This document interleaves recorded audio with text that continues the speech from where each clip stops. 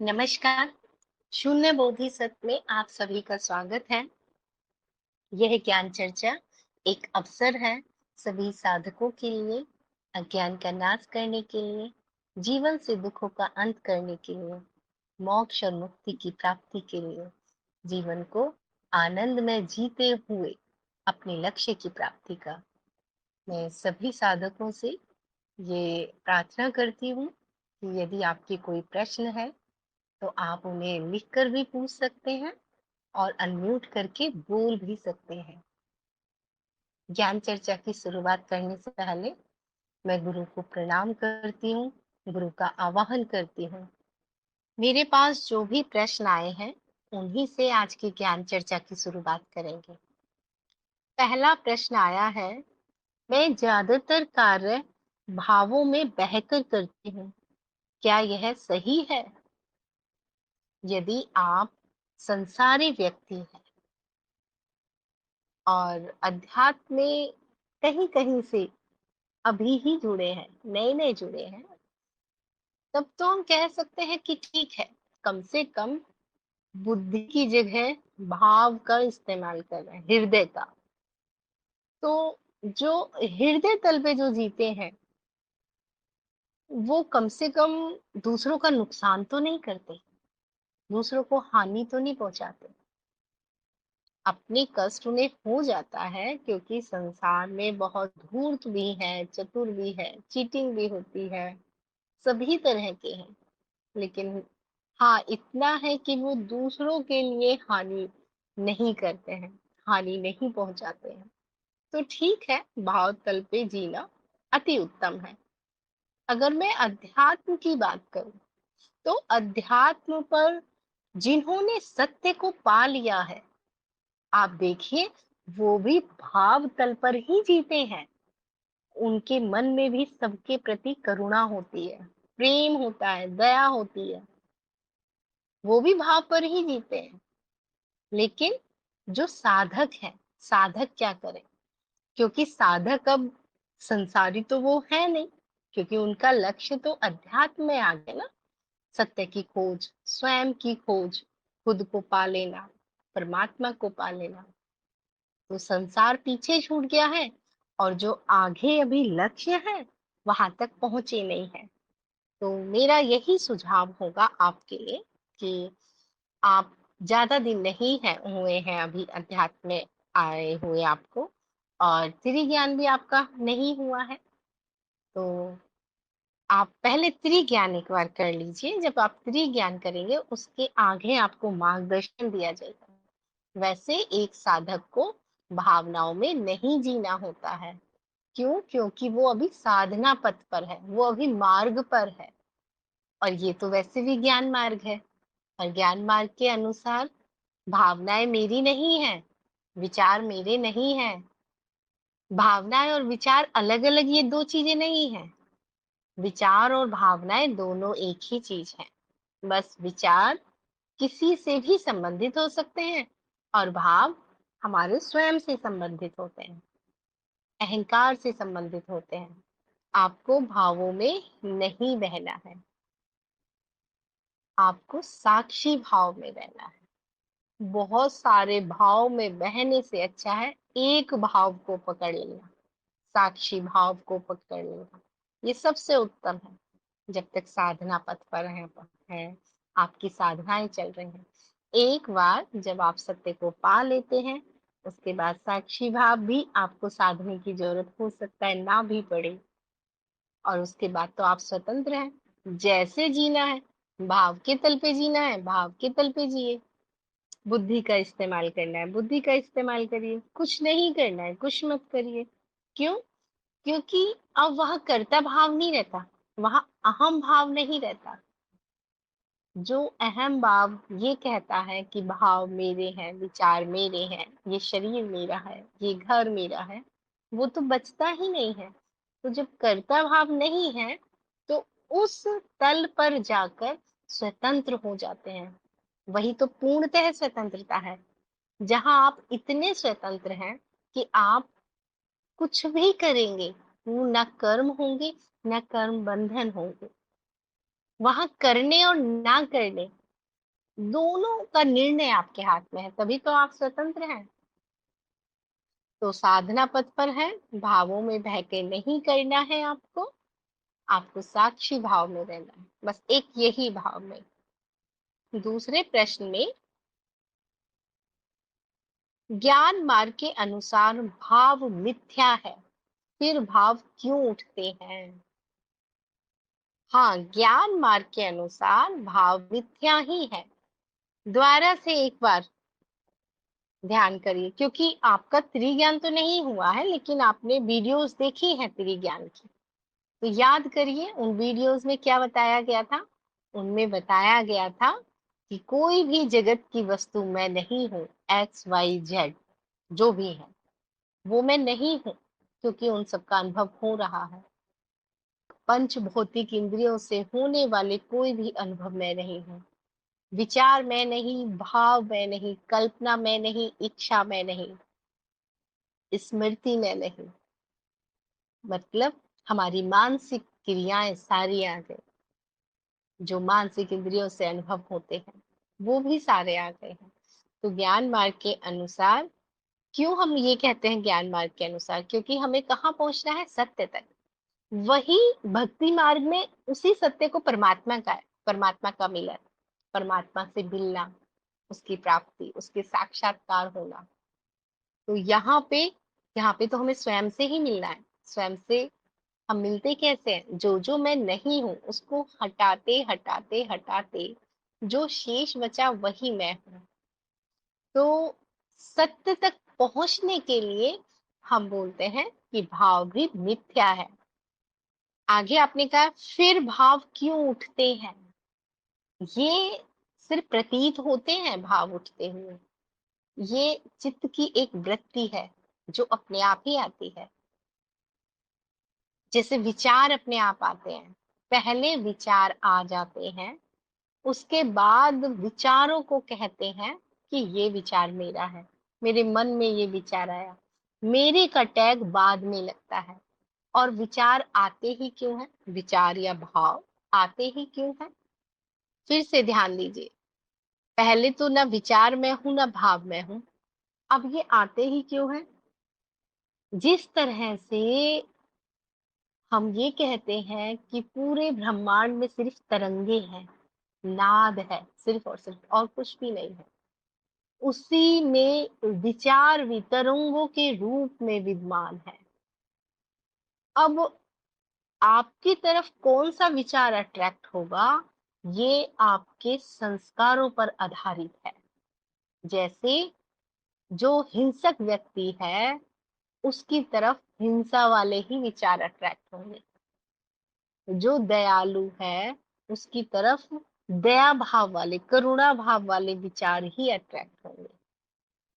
या जो चोर है उसको चोरी के ही विचार आएंगे, जो संत है उसको सत्य के विचार आएंगे। तो सब कुछ यहाँ पहले से विद्यमान है। जिस तरह से विचार पहले से ही विद्यमान है, वो सिर्फ अट्रैक्ट होते, खिंचते हैं वो किसके आधार पे, हमारे पुराने संस्कार, आदत, इसके आधार पे।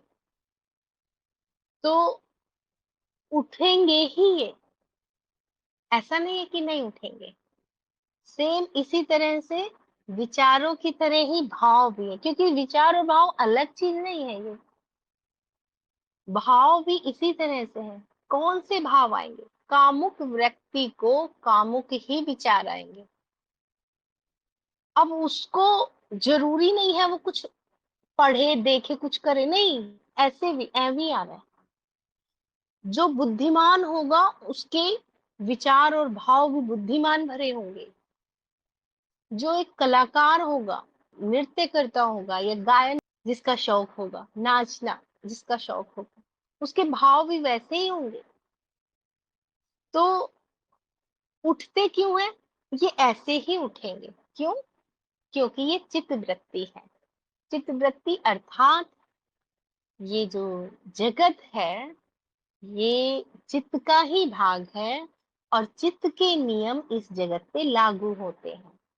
उन्हीं चित्त के नियम में से ये चित्त वृत्ति है, भावों का उठना या विचारों का उठना, और उठना भी नहीं कह सकते हम, ये पहले से ही विद्यमान है, सिर्फ हम अपनी तरफ उसे आकर्षित करते हैं। तो मिथ्या इसलिए है क्योंकि हमें सत्य तक पहुंचना है। ध्यान दीजिए इस बात पे। जो भाव, विचार, स्मृति, कल्पना, जगत, शरीर जो भी है, मिथ्या इसलिए है क्योंकि हमें सत्य तक पहुंचना है। और भाव उठते क्यों हैं? ये चित्त वृत्ति है, ये नियम ऐसे ही चलते रहेंगे। तो क्या आत्मज्ञान के बाद विचार नहीं उठेंगे या भाव नहीं उठेंगे? सब उठेंगे। जो जैसा है वैसा ही चलेगा संसार। संसार को ना कोई बदल सकता है, ना बदला गया था, ना ही बदला जा सकता है। ये ऐसे ही जगत चलता रहेगा। इसमें सब कुछ ऐसे ही, जब जगत में सब कुछ ऐसे ही होता रहेगा तो बुद्धि में भी वैसे ही होता रहेगा, मानसिक क्रियाएं भी वैसी ही होती रहेंगी, शारीरिक क्रियाएं भी वैसी ही होती रहेंगी। मैं क्या कहना चाह रही हूँ? मैं ये कहना चाह रही हूँ कि बाहरी जितनी भी चीजें हैं उनमें कोई परिवर्तन नहीं होगा, ना होगा और ना ही कोई कर सकता है। तो परिवर्तन कहाँ होगा? परिवर्तन हमारे अंदर होगा। हमारे अंदर क्या परिवर्तन होगा? हमें ये समझ में आएगा कि ये विचार मेरे नहीं है, ये भाव मेरे नहीं है। अब ये हो गई थ्योरी। अब मैं हमेशा ये कहती हूँ, बराबर ये कहती हूँ मैं, कि जितना भी ज्ञान आज तक कहा गया है, जितना भी किताबों में, शास्त्रों में, गुरुजनों के प्रवचनों में जितना भी कहा गया है, अगर वो ज्ञान आपका अपना नहीं है तो फिर वो थ्योरी ही है वो। और अपना कैसे होगा? अपना होने के लिए आप अपने जीवन में देखिए। उसके लिए कहीं और जाने की या किसी और अवस्था में भी जाने की जरूरत नहीं है। सब कुछ जागृत अवस्था में है, अभी इसी क्षण। देखिए, हमें कहीं और भी नहीं जाना कि हम ऐसा करेंगे तो ऐसा होगा, नहीं। सत्य सदैव ही सामने में है, बिल्कुल। तो हमें क्या करना होगा? हम देखेंगे कि जो भी ये हमारे भाव है या विचार है, इसके लिए डेली आधे घंटे बैठ के देखिए अपने साथ।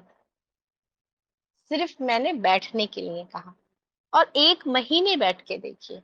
कुछ नहीं करना, आंखें बंद नहीं करनी है आपको, कुछ काम नहीं करना है आपको, सिर्फ बैठ जाइए कहीं पे भी, पेड़ पौधों के पास, अपने घर के किसी कोने में, बिस्तर पे लेट भी सकते हैं। लेकिन होता क्या है, जब बहुत रिलैक्स होते हैं तो नींद आ जाती है।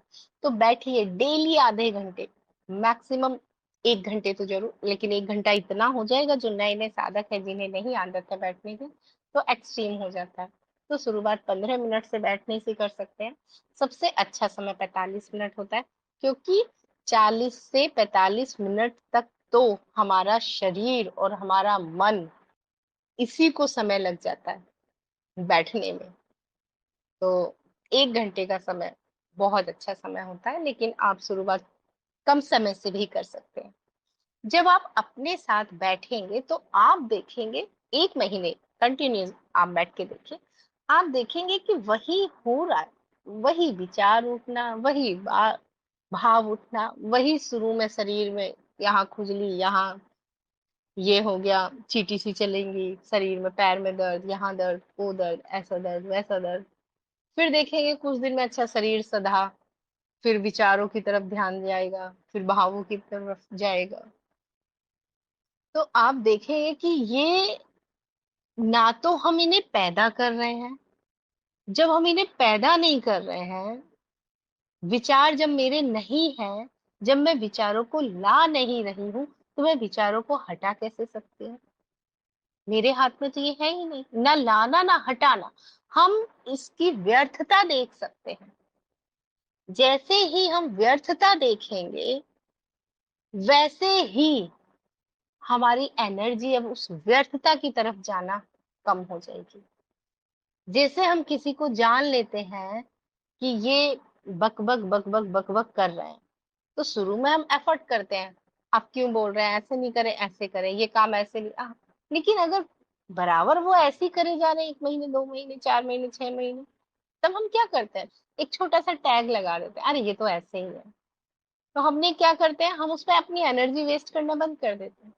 उसी तरह से ये है, जब आप बैठोगे तो आप देखोगे ये तो रोज का ही काम है, ये तो सिर्फ पता नहीं चलता था क्योंकि काम में बिजी हो जाते थे, कभी किसी काम में, कभी किसी काम में, कभी किसी काम में।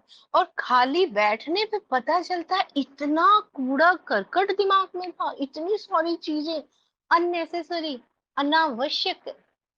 तो जब साथ में बैठेंगे तो सबसे पहले तो वो दिखाई देगा, कूड़ा करकट बवाल दिखाई देगा।